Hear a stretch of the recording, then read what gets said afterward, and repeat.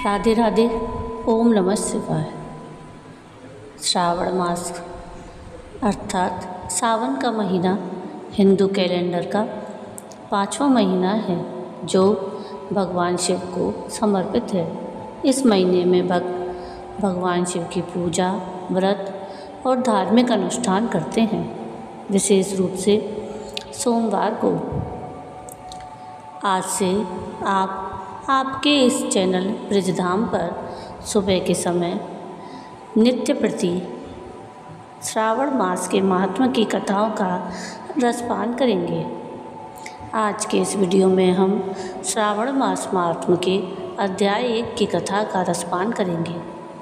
अध्याय 1 श्रावण मास महात्मा स्कंद पुराण के ईश्वर सनत कुमार संवाद में श्रावण मास के महत्व और महिमा का वर्णन किया गया है। तो जैसे आप अभी तक मुझे और मेरे चैनल को प्यार देते आए हैं, उसी प्रकार मुझे अपना प्यार और सहयोग अवश्य दीजिएगा। तो आइए सुनते हैं श्रावण मास के महात्मा की कथा। अध्याय 1। शौनक ऋषि बोले, हे सूत, हे महाभाग, हे व्यास शिष्य, हे अकलमष, आपके मुख कमल से अनेक आख्यानों को सुनते हुए हम लोगों की तृप्ति नहीं होती है, अपितु बार बार सुनने की इच्छा बढ़ती जा रही है।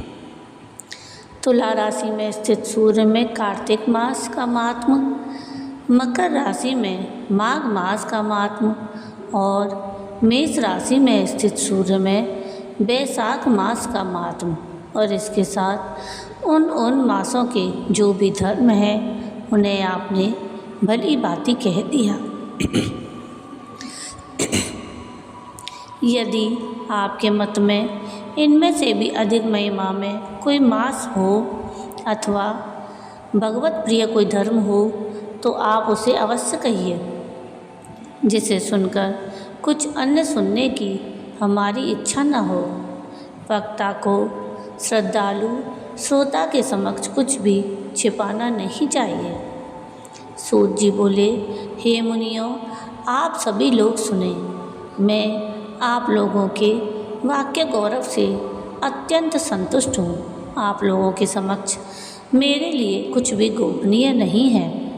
दंभ रहित होना, आस्तिकता, शठता का परित्याग, उत्तम भक्ति, सुनने की इच्छा, विनम्रता, ब्राह्मणों के प्रति भक्ति परायणता, सुशीलता, मन की स्थिरता, पवित्रता, तपस्विता और अनुसूया, ये श्रोता के 12 गुण बताए गए हैं। ये सभी आप लोगों में विद्यमान हैं। अतः मैं आप लोगों पर प्रसन्न होकर उस तत्व का वर्णन करता हूँ। एक समय प्रतिभाशाली सनत कुमार ने धर्म को जानने की इच्छा से परम भक्ति से युक्त होकर विनम्रतापूर्वक ईश्वर भगवान शिव से पूछा। सनत कुमार बोले, योगियों के द्वारा आराधनीय चरण कमल वाले हे देवादिदेव, हे महाभाग, हमने आपसे अनेक व्रतों और बहुत प्रकार के धर्मों का श्रवण किया, फिर भी हम लोगों के मन में सुनने की अभिलाषा है। 12 मासों में जो मास सबसे श्रेष्ठ, आपको अत्यंत प्रीति कराने वाला, सभी कर्मों की सिद्धि देने वाला हो, और अन्य मास में किया गया कर्म यदि इस मास में किया जाए तो वह अनंत फल प्रदान कराने वाला हो। हे देव, उस मास को बताने की कृपा कीजिए। साथ ही लोकानुग्रह की कामना से उस मास के सभी धर्मों का भी वर्णन कीजिए। ईश्वर बोले, हे सनत कुमार, मैं अत्यंत गोपनीय भी आपको बताऊंगा। हे सुव्रत, हे विधिनंदन, मैं आपकी श्रवण इच्छा और भक्ति से प्रसन्न हूँ। 12 मासों में श्रावण मास मुझे अत्यंत प्रिय है। इसका महात्म्य सुनने योग्य है, अतः इसे श्रावण कहा गया है। इस मास में श्रवण नक्षत्र युक्त पूर्णिमा होती है। इस कारण से भी इसे श्रावण कहा गया है। इसके महात्म के श्रवण मात्र से यह सिद्धि प्रदान करने वाला है, इसलिए भी यह श्रावण संज्ञा वाला है।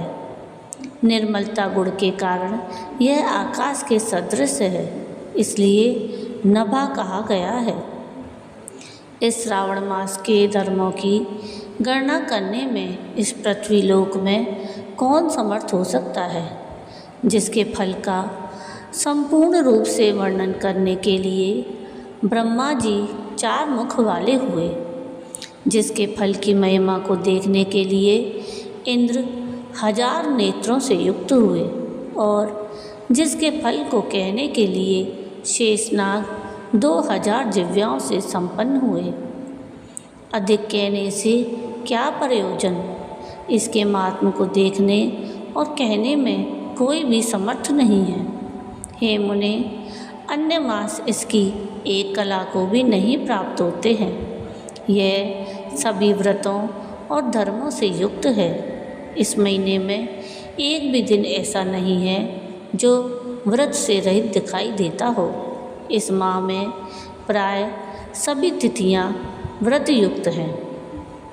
इसके महात्म के संदर्भ में मैंने जो कहा है वह केवल प्रशंसा मात्र नहीं है। आर्तों, जिज्ञासुओं, भक्तों, अर्थ की कामना करने वाले, मोक्ष की अभिलाषा रखने वाले और अपने अपने अभीष्ट की आकांक्षा रखने वाले 4 प्रकार के लोगों, ब्रह्मचर्य, गृहस्थ, वानप्रस्थ, संन्यास आश्रम वाले को इस श्रावण मास में व्रत अनुष्ठान करना चाहिए। ऋषि सनत कुमार बोले, हे भगवान, हे सत्तम, आपने जो कहा कि इस मास में सभी दिन और तिथियां व्रत रहित नहीं हैं, तो आप उन्हें मुझे बताएं। किस तिथि में और किस दिन में कौन सा व्रत होता है, उस व्रत का अधिकारी कौन है, उस व्रत का फल क्या है, किस किस ने उस व्रत को किया, उसके उद्यापन की विधि क्या है, प्रधान पूजन कहाँ हो और जागरण करने की क्या विधि है, उसका देवता कौन है, उस देवता की पूजा कहाँ होनी चाहिए, पूजन सामग्री क्या होनी चाहिए और किस व्रत का कौन सा समय होना चाहिए। हे प्रभु, वह सब आप मुझे बताएं। यह मास आपको क्यों प्रिय है, किस कारण यह पवित्र है, इस मास में भगवान का कौन सा अवतार हुआ, यह सभी मासों से श्रेष्ठ कैसे हुआ और इस मास में कौन कौन धर्म अनुष्ठान के योग्य हैं। हे प्रभु, यह सब बताएं। आपके समक्ष मुझ अज्ञानी का प्रश्न करने में कितना ज्ञान हो सकता है, अतः आप संपूर्ण रूप से बताएं। हे कृपालो, मेरे पूछने के अतिरिक्त भी जो शेष रह गया हो उसे भी लोगों के उद्धार के लिए कृपा करके बताएं। रविवार, सोमवार, भौमवार, बुधवार, बृहस्पतिवार, शुक्रवार और शनिवार के दिन जो करना चाहिए, हे विभो, वह सब मुझे बताइए। आप सबके आदि में आविर्भूत हुए हैं, अतः आपको आदि देव कहा गया है। जैसे एक की विधि बाधा से अन्य की विधि बाधा होती है, वैसे ही अन्य देवताओं के अल्प देवत्व के कारण आपको महादेव माना गया है। तीनों देवताओं के निवास स्थान पीपल वृक्ष में सबसे ऊपर आपकी स्थिति है। कल्याण रूप होने के कारण आप शिव हैं और पाप समूह को हरने के कारण आप हर हैं। आपके आदि देव होने में आपका शुक्ल वर्ण प्रमाण है, क्योंकि प्रकृति में शुक्ल वर्ण ही प्रधान है, अन्य वर्ण विकृत हैं। आप कर्पूर के समान गौर वर्ण के हैं, अतः आप आदि देव हैं। गणपति के अधिष्ठान रूप 4 दल वाले मूलाधार नामक चक्र से ब्रह्मा जी के अधिष्ठान रूप 6 दल वाले स्वाधिष्ठान नामक चक्र से और विष्णु जी के अधिष्ठान रूप 10 दल वाले मणिपुर नामक चक्र से भी ऊपर आपके अधिष्ठित होने के कारण आप ब्रह्मा तथा विष्णु के ऊपर स्थित हैं। यह आपकी प्रधानता को व्यक्त करता है।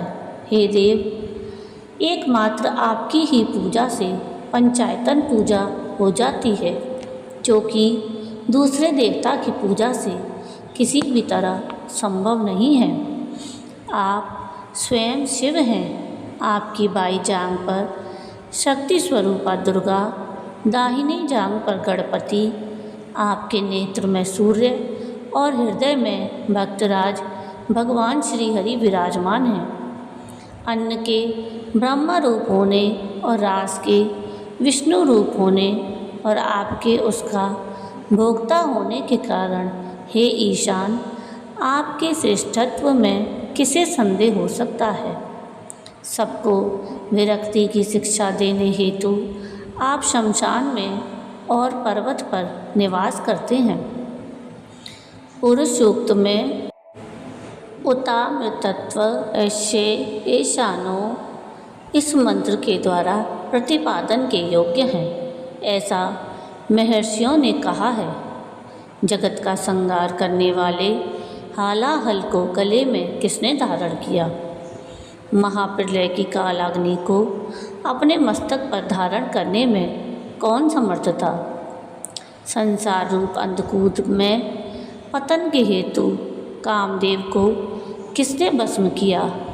आप ऐसे हैं कि आपकी महिमा का वर्णन करने में कौन समर्थ है? एक तुच्छ प्राणी मैं करोड़ों में जन्मों में भी आपके प्रभाव का वर्णन नहीं कर सकता। अतः आप मेरे ऊपर कृपा करके मेरे प्रश्नों को बताएं। इस प्रकार श्री स्कंद पुराण के अंतर्गत ईश्वर सनत कुमार संवाद में श्रावण मास महात्म्य के पहला अध्याय पूर्ण हुआ। अगले वीडियो में हम श्रावण मास महात्म्य के दूसरे अध्याय की कथा का रसपान करेंगे। अगर आप सबको मेरा ये वीडियो पसंद आया हो तो प्लीज़ इसको लाइक शेयर ज़रूर कीजिएगा और प्लीज़ मेरे चैनल को सब्सक्राइब कीजिएगा। नीचे कमेंट में राधे राधे ज़रूर लिखिएगा और आगे आप मेरे चैनल पर बने रहिएगा श्रावण मास के महात्म्य की कथाओं का रसपान करने के लिए। वीडियो पूरा देखने के लिए थैंक यू। राधे राधे।